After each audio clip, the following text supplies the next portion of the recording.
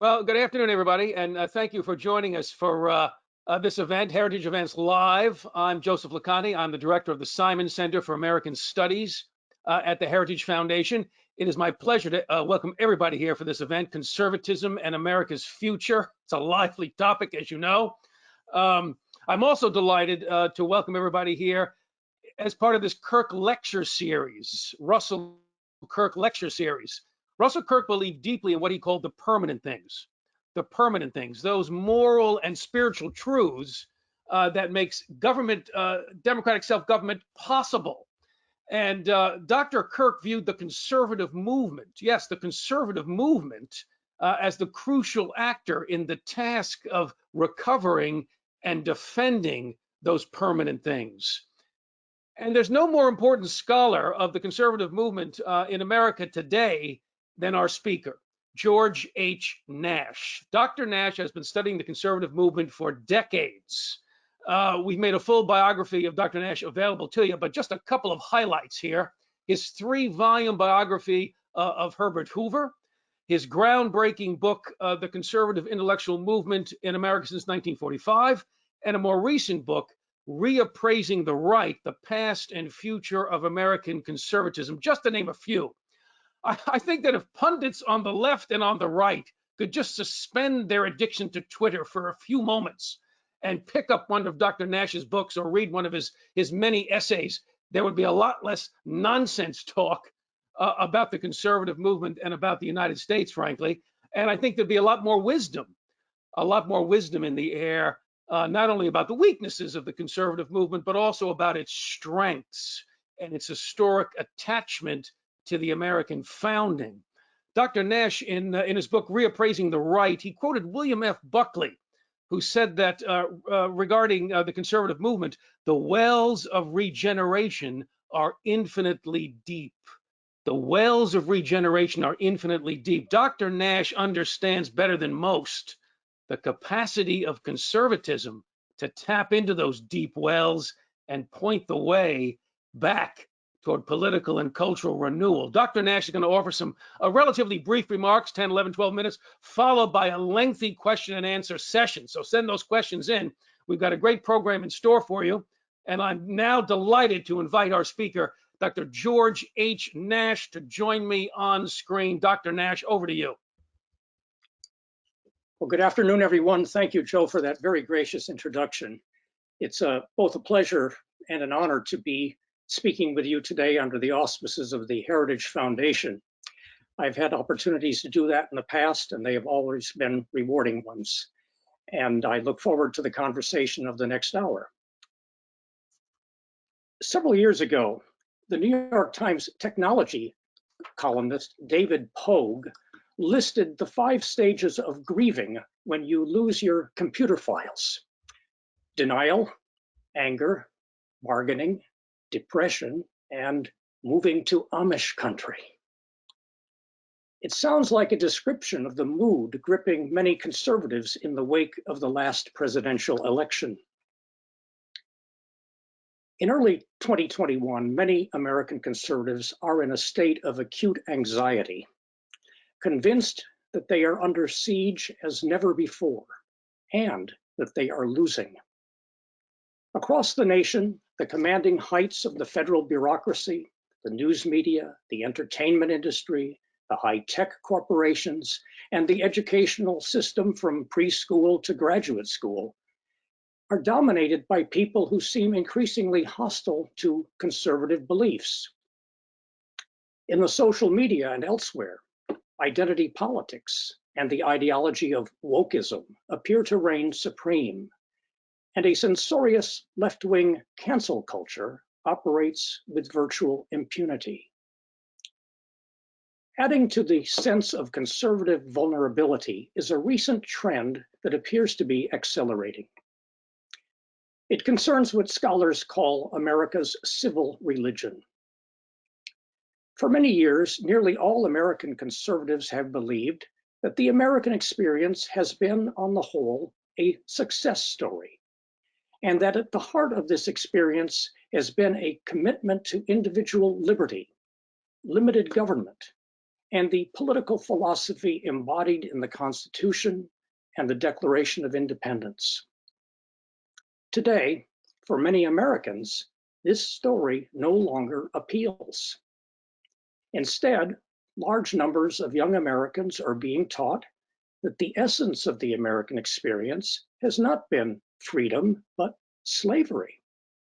And that even now, America is mired in systemic racism. Which raises a troubling question. Will the rising generation of young people who have been taught to despise their political heritage be reachable by conservatives who defend it? Is the American belief in American exceptionalism still persuasive? Another challenge that conservatives now confront is an internal one. American conservatism since 1945 has never been monolithic. It has been a coalition that evolved to include 5 distinct components: libertarians and classical liberals like Hayek and Friedman, traditionalist conservatives like Russell Kirk, anti-communist Cold Warriors and national security conservatives, disillusioned men and women of the left known as neoconservatives, and the religious right, or as we now say, social conservatives. William F. Buckley Jr.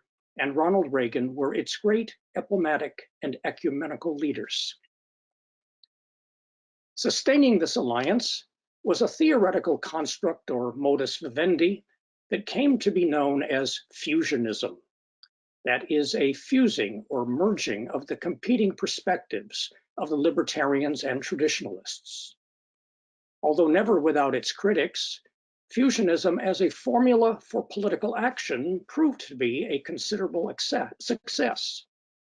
It taught libertarians and traditionalists that they needed each other, and that American conservatism must not become sectarian or doctrinaire. From a historical perspective, fusionist conservatism as a modus vivendi held up pretty well during the Cold War era and for a time thereafter. But about 5 years ago, the Fusionist Alliance and its institutional manifestations inside the Beltway came under blistering attack from the populist nationalist eruption, as it came to be called, associated particularly with Donald Trump. Since then, the conservative movement in America has been a house divided, with contentious factions engaged in an often rancorous tug of war. Now, different observers use different terms to characterize the contending factions: elitists versus populists, the establishment versus outsiders, institutionalists inside the Beltway who wish to govern versus Trumpians outside the Beltway who wish to drain the swamp. Think tankers who talk the highbrow language of public policy versus militants who employ the combative language of war.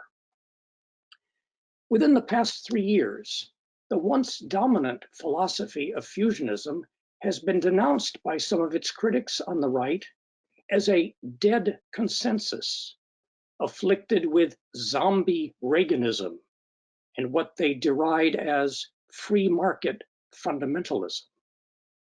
Not so long ago, movement conservatives routinely espoused the principles of limited government and free trade.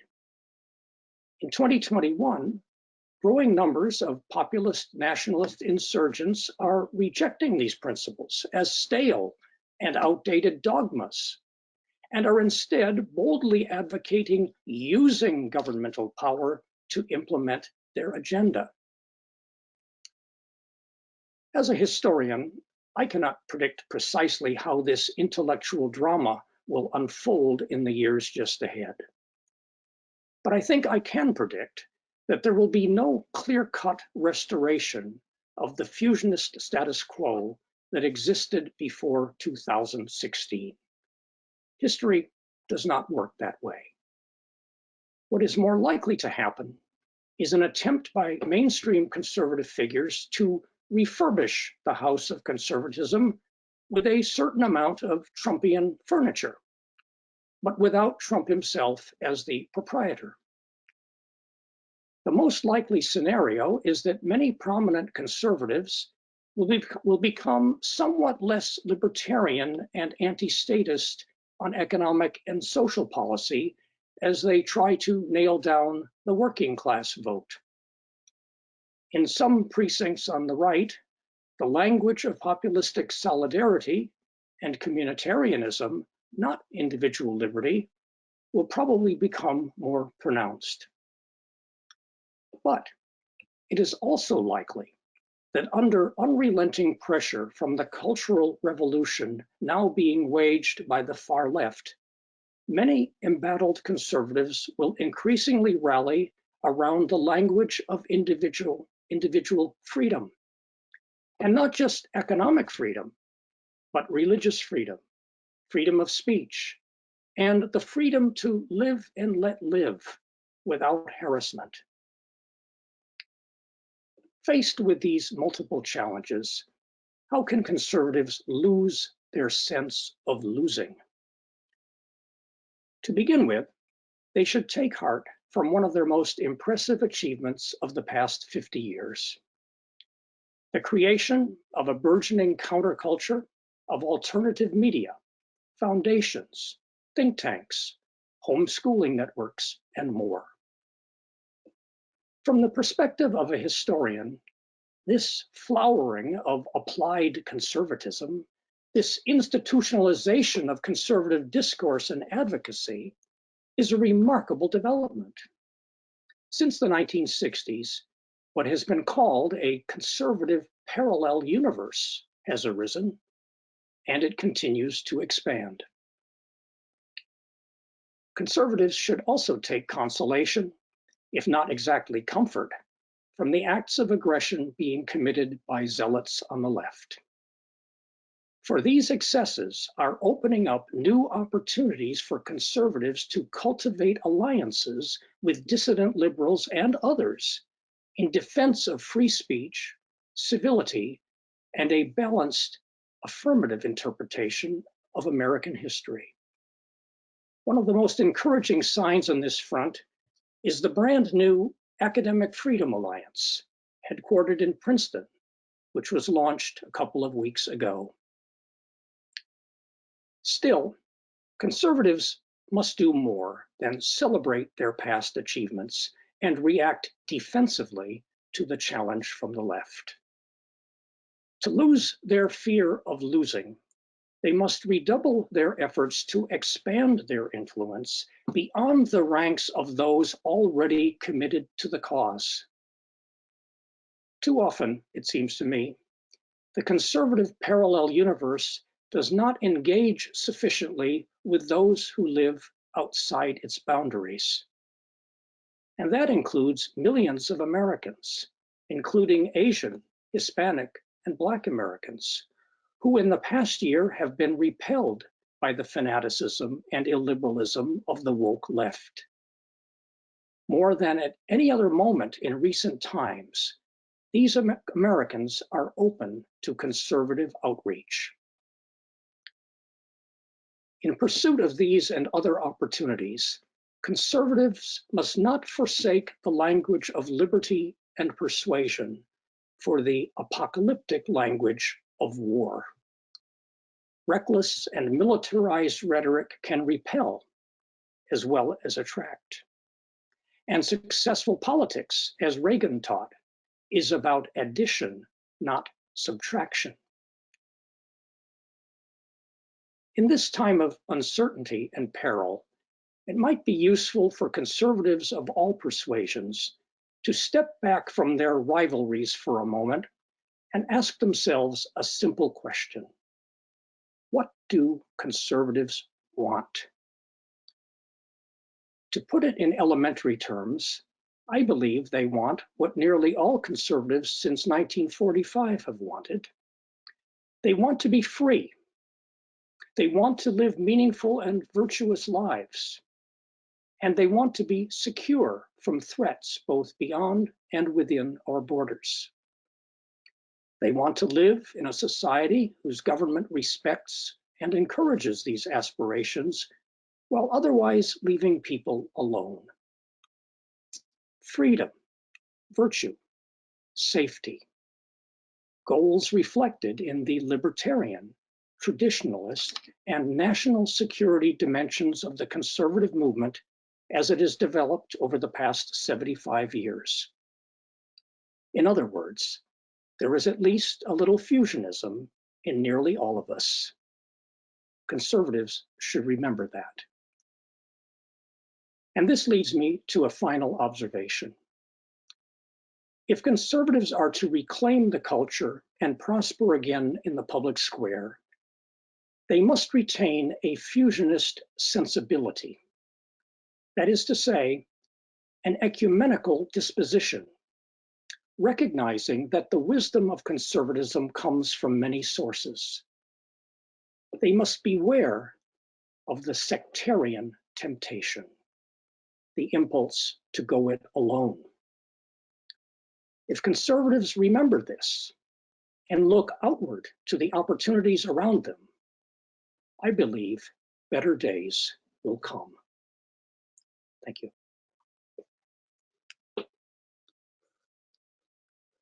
Well, Dr. Nash, thank you, sir, for that really just splendid talk. I don't know anybody else who's able to compact in such a short amount of time so much wisdom that I know you've gleaned over the years through your many years of study of the conservative movement. Calm, rational analysis. You're the consummate historian. Thank you for that, sir. You know, one of the questions I have for you, you've raised so many important issues here and some very provocative phrases. Conservatives need to lose the sense of losing. How do they do that? I want to get to that. But one question I want to ask you, you mentioned early on in the talk about American exceptionalism, that idea being under assault. You and I are both old enough to remember America having a real moment of triumph, not triumphalism, but triumph when the Soviet Union collapsed, right, in 1991. The revolutions of 1989, the Soviet Union collapses in 1991. And the conservative view of the world, of human freedom, of a market economy, of American exceptionalism, it really seemed to be vindicated on the world stage in a profound way. You and I have that shared lived memory. The challenge for young people now, back to your point, is not only do they not have the lived memory, they don't really have the historical memory, because that whole portion of our historical life is hardly being taught anymore. So I guess the big question is, how can we as conservatives help educate the next generation in this concept of American exceptionalism when they don't have the lived history and they hardly have, you know, the recorded history in their heads? Yes, that's a very good question. Thank you, Joe. I think one way to approach this is to look at what is happening right now. There was a major development about a year and a half ago when the New York Times launched the 1619 Project, which argued to much fanfare that the essence of the American experience was not the development of liberty, but the persistence of slavery. Yes. That got a lot of attention, but I am happy to say that the response to it has been encouraging, because it has prompted conservatives and some liberal historians actually to push back against this oversimplified version or a caricature even of American history. So I would point, for example, to the work of the National Association of Scholars, and particularly to Peter Wood, its president, who has written a book called 1620, A Critical Response to the 1619 Project. I would point out that the Woodson Foundation is producing something called 1776 Unites, a project which is even promoting and developing curricular material for the classrooms. And that's a very important point that I need to underscore here, because we're speaking now of the rising generation. You and I are old enough to have some historical memory that would reinforce our worldview, so to speak, but there are many who do not. And so out of this whole controversy over the 1619 project, there have developed now opportunities and responses on the right, and to some extent on the moderate left, that bring a more balanced approach. And I would say that this is important because it's not just conservatives now criticizing the other side. Conservatives have been pretty good over the years and been used to that when they've been in a minority of being critics. But what's necessary, it seems to me, are more proactive efforts. And so that 1776 Unites undertaking, for example, is useful because it's developing curricular material for the schools. So I would say that I'm somewhat hopeful that out of this latest argument that we've been having, and the unduly harsh portrayal of American history, there will come now more success in bringing the more affirmative side of American experience, or a more balanced interpretation, into the picture. And the target audience, so much of it has to be those who are being taught in the schools. I just read within the last 24 hours that something like 56 million American children from grade school through high school are in school, or at least having nominally anyway, some kind of schooling during this COVID situation. That is a huge audience. And I believe that the 1619 Project has been very active in getting their curricular approach accepted in many school districts. So right down there in the local community, school district by school district, efforts I think have to be made. So that would be one response that I would want to underscore for you. Yeah, you made a hugely important point there, it seems to me, Dr. Nash, because what you're talking about is a very grassroots civil society kind of effort. So much of the attention, not just here in Washington, it was on the national government, right? It's on the federal government, on the presidency. But you're talking about something very, very grassroots and civil society oriented, which conservatives are supposed to care about. Yeah. Yes, I agree. I agree. Yes. Yeah. I wonder if, picking up that point though about the kind of the overreach of groups like the 1619 Project, this raises another question: the excesses of the left.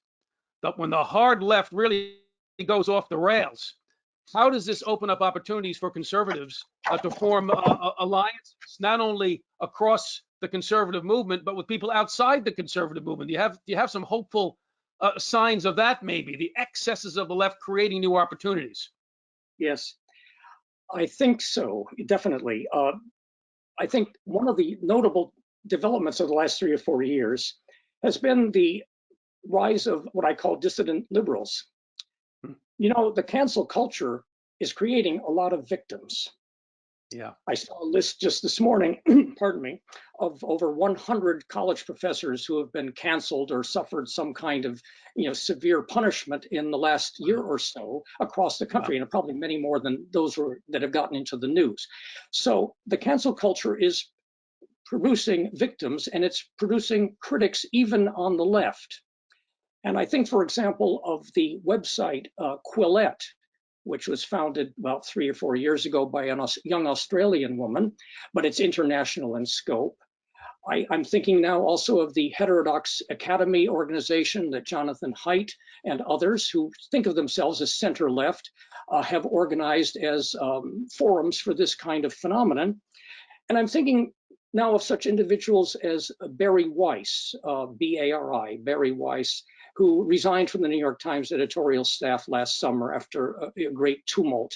And she has been quite eloquent in critiquing this phenomenon of far left wokeism. And Andrew Sullivan has been attacked and done some of that, Matt Taibbi and so forth. There are a number of people out there. Now, they're not conservatives in the full gamut sense of that expression, but it seems to me that there is developing here a potential which the Academic Freedom Alliance that I referenced earlier is exploiting, to have a common ground in support of the basic elements of a free society, especially in academia and journalism. That is to say, liberty of expression, civility of discourse, and so on. Yes. I think the conservatives should do more to reach out to these people, not for grand alliances, but simply to have that interaction. A revolution, it is said, devours its children. And when you have a revolution like this, a cultural revolution, we colloquially call it, right now from the left, there are those who dissent from it, who do not go far enough or feel it's gone too far, and they get pushed to the side.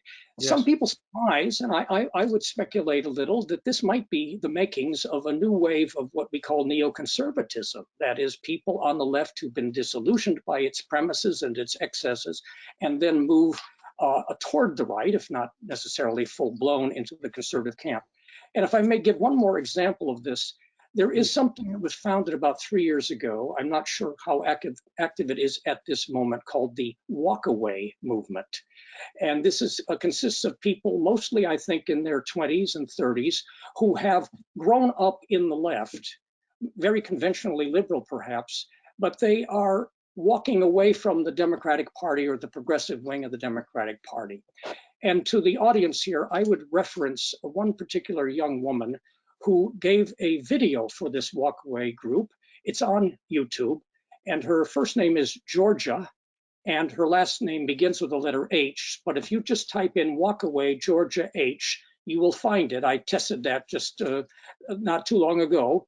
And the amazing thing is that with a little help from some conservative publicity that came about when she posted this last fall, over 1,730,000 hits have gone to watch her video, her autobiographical 40-minute account. It's just her in a room, just talking to the camera, explaining how she grew up in Massachusetts, a conventional progressive who thought Republicans were evil. She went in to teach for America after college, and she encountered a kind of left-wing racism, actually.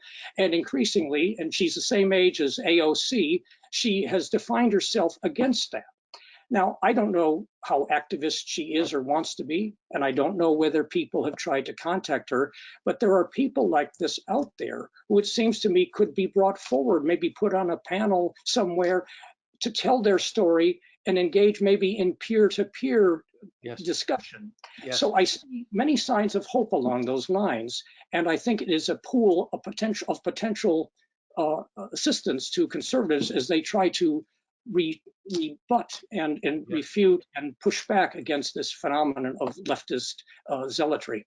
Yes, Dr. Nash, that's just tremendously important what you've just said about this kind of pushing back against the real leftist madness, maybe in a similar way that leftists became disillusioned in the 1960s with communism. Once the Berlin Wall goes up, they're dividing East and West Berlin, this concrete physical barrier preventing people from leaving East Germany. I mean, the manifest failure of the ideology was on display, and you had this neoconservatism grow out of that kind of awareness, right? That disillusionment with what communism actually produces in people's lives. You seem to be suggesting we may be approaching a moment like that with the radical left and the way that it's just going off the rails. Is that what you're saying?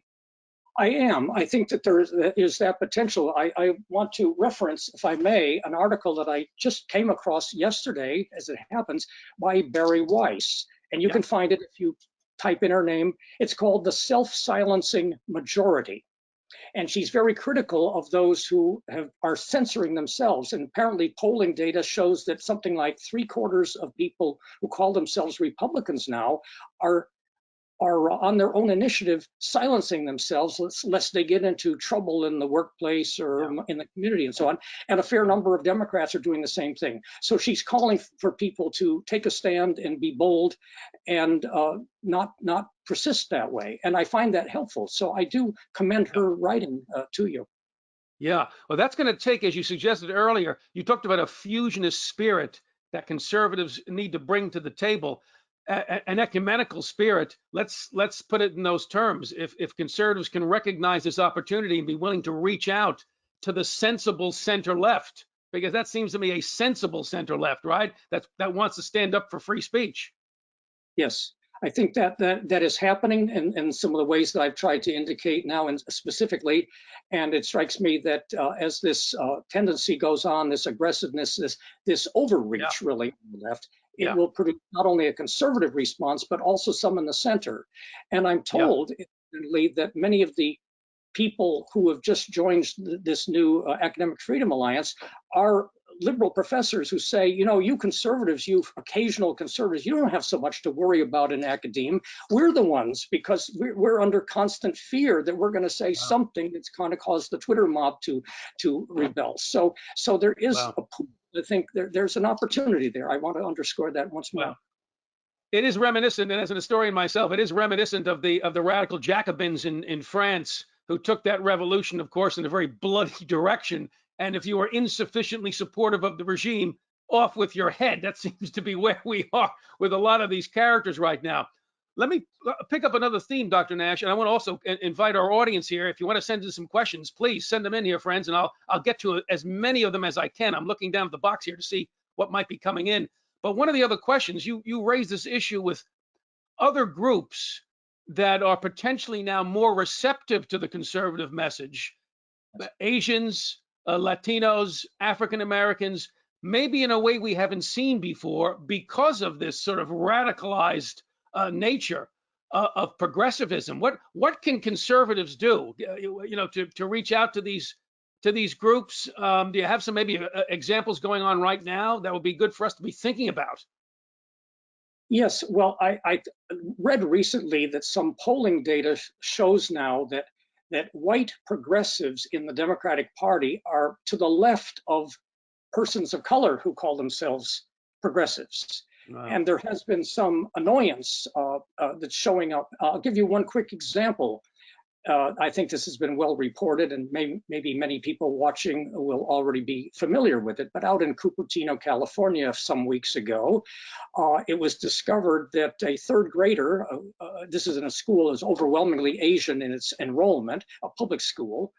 A third grader was told by her teacher all about white privilege, etc., and was told to look at all the hierarchy that she's in and where she fits into this hierarchy of grievance and so forth, and write a paper about it. A third grader. Now, her parents were outraged, and they did something good. About, I guess, only a half a dozen families went to the principal and let him know their complaints.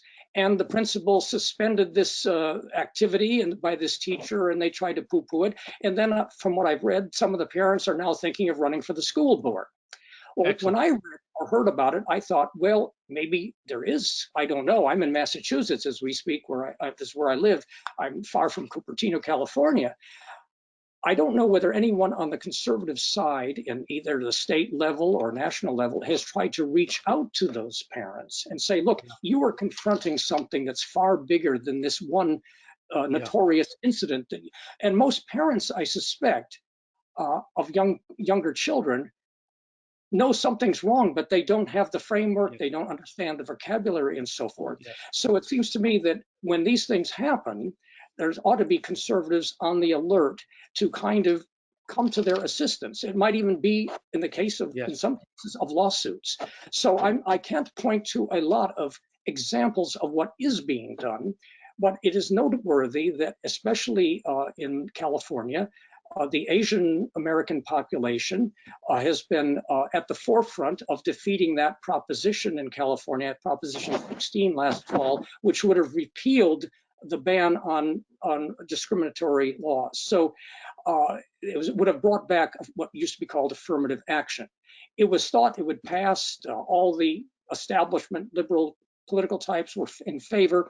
It was defeated heavily, 56 to 44%. And one main reason was that Asian Americans had gotten mobilized. Now, I don't know whether that is intersecting with any activities on the part of the Republican Party, for example, to cultivate a new voting bloc. But we saw from last fall that Republicans and Trump himself made some gains among Hispanics, certain gains among African Americans and so forth. So there seems to be, pardon me, a pool again of availability there. And I think I know one of your colleagues I've met or in conversation with them, Mike Gonzalez, has written about these episodes. So I know that people, for example, at Heritage are aware of what I'm talking about. And it has just struck me that, again, the average American may still have more of that American exceptionalist sentiment in his or her bones, so to speak, and look upon what someone's called race neutrality as the aspiration, not racial identitarian politics. So I think conservatives should be trying to look, not try to defeat the a kind of racialist view of the left with a racialist view on the right, but to have, if I may coin a word, if there's such a word, a transracial approach, looking at people, treating them and encouraging them with dignity as individuals and not in tribalistic categories. Yes. And I think that's an important message that needs to be affirmed by conservatives. So I'm not as specific as I would like, but I think that there are opportunities again, and probably somewhere people are taking some advantage of this. Certainly this Asian phenomenon is getting noticed in the conservative media. But what I'm saying is we got to do more than just have it reported on as an interesting phenomenon. There have to be, I think, outreach efforts so that people can be better educated to resist what it is that they are objecting to. Yes, Dr. Nash, that seems to be the key, what you just said, especially outreach and education. Outreach and education, because it seems to me, if we're talking about our Asian communities, our Latino communities especially, we're potentially talking about our immigrant populations. And this, of course, is incredibly controversial still. We've got issues now on the border again with Mexicans and others coming up and all kinds of people being displaced. It seems to me the immigrant population is up for grabs. You and I have not really spoken about this, but what can conservatives be doing to communicating the core American ideals, civic education? Because look, I'm a son of Italian immigrants. My father was born in southern Italy, and what my parents gave me was this deep sense of gratitude for this country, because what they left was fascist Italy. So America looked pretty good when they got here, and so many immigrants have that sense of gratitude when they initially arrive. How can conservatives do a better job at communicating these American concepts and that welcoming sense about what this country has to offer? Do you think any bright lights on the horizon there you see within the conservative movement on the immigration issue? Well, just one little anecdote pops into my head. I heard recently that now Senator Scott of Florida, when he was governor, welcomed Puerto Ricans at the airport when they came over after the great terrible hurricane disaster. Wow. And just by showing up and showing compassion and concern, he made some inroads. Now, obviously, all this talk about socialism and the Green New Deal managed to turn off several Hispanic groups, notably in Florida, the Cuban American population, already pretty anti-communist, but the Venezuelans and some others, more recent immigrant groups, refugees from Marxism in practice, socialism in practice. Those groups have been, at least they've been targeted, and they responded to the more conservative party, if you will, in the last presidential and congressional election, and some seats were won because of that. So obviously, some political operatives are aware of this. It strikes me that that much of the problem here is that the assimilation transitional impulse is not what it was, let's say, 50, 80 years ago. People coming in are often taught to look upon the host society as oppressive and indifferent. And so there's quite a network out there on the left of people who want to bring these immigrants in and sort of mold their worldview to look upon themselves as aggrieved and oppressed. So conservatives, probably church groups do some of this. I haven't any special example to give, but it would seem to me that it would be rather easy for people on the conservative side to give a welcoming approach to those who wish to pursue the path of citizenship, for example. Yes. So again, it's so much. I think it's, as I said a moment ago, it's a matter of showing up. It's not showing up. That's right. Not That's right. Right. And we've got a different, obviously, we got a different cultural dynamic now. We got these forces that we haven't really seen in our country. The rank anti-Americanism. I think the attempt to portray America as a thoroughly racist country through and through. All that is true. You mentioned earlier in the talk, though, conservatives have in the past been able to work together of different stripes, and unity now is really important without being overly nostalgic about the past, because often I think we can get accused of that, looking back to the Reagan era or whatever it is and being accused of nostalgia. What would you say there? Are there lessons from the past that are going to be useful for us now as conservatives in how we face some of these challenges, Dr. Nash? Anything come to mind? Well, I think that Reagan and Buckley succeeded in part because they, in a sense, personified the different impulses at work in the evolving conservative coalition. Yeah. Buckley was a Catholic traditionalist. He was an anti-communist Cold Warrior, and he was a strong supporter of the free market. God and Man at Yale. What was his critique of Yale in 1951? That it was turning secular humanist at one level, and also it was inculcating people with Keynesianism. So Buckley, in his own person, in a sense, embodied both. Yes. Reagan was interesting too. I mean, Reagan, I think, was closest to the libertarian and Cold War aspects of the conservative movement, but he reached out to evangelicals and others. He famously was, in a sense, a neocon on his own. He had been on the left wing of the Democratic Party in the 1940s and moved away from that for various reasons of experience and so forth in Hollywood. And so he had the politician's sense that you cultivate all of the branches of the coalition. So all the sides could see him as giving them a seat at the table.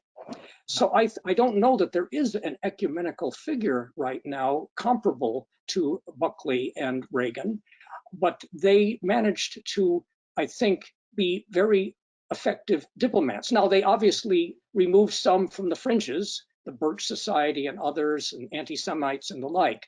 So I don't want to, I would agree with you that it wasn't all just peace and love and harmony until 2016. No, there were fights, but there was that ecumenical sentiment. And one reason it survived so long, that coalition, was the Cold War, because that introduced an element of sobriety to the conservative side. They couldn't all just go off in all directions and fight one another and pursue their little agendas. That was a kind of cement that helped the coalition stay together. That's right. I don't know whether we have that today, but the internal battle with the left is probably going to reunite the right to some extent, precisely because of the overreach. It could, and it makes me wonder this. I mean, one of the things I draw from Reagan and his legacy, I don't think you could name a president in the 20th century, a Republican or a Democrat, who had a deeper attachment to the concept of American exceptionalism than Ronald Reagan. The Constitution, the Declaration, America having a special role in the world, that shining city on a hill, that's Reagan. And that, I think, helped to bring conservatives together. Does that not suggest something to us in our current moment? We still have threats to face, don't we, Dr. Nash? Yes. Well, first of all, Reagan on one occasion, probably several, said, "America is freedom." That was just a kind of an epigram that he said. And he also argued that the American Revolution was unique in history because it was the first time that it wasn't simply a case of one oppressive faction succeeding another. Right. And he made many eloquent statements, which I think we can still regard and may, again, especially in the new political context where there is so much new expansion of government and edicts and executive orders and so on going out, that language of liberty may prove to be much more viable than it appeared a few years ago. Yes. There is the possibility that the Chinese expansion will become a unifying feature on the right. And now it's a little complicated because part of the Trump phenomenon was, I think, arguing that America had gotten involved in faraway places to no particular purpose, or so the argument went. So there's much more skepticism now about involvement militarily abroad. Yeah. So I think going forward, that will be a cautionary impulse in any mix.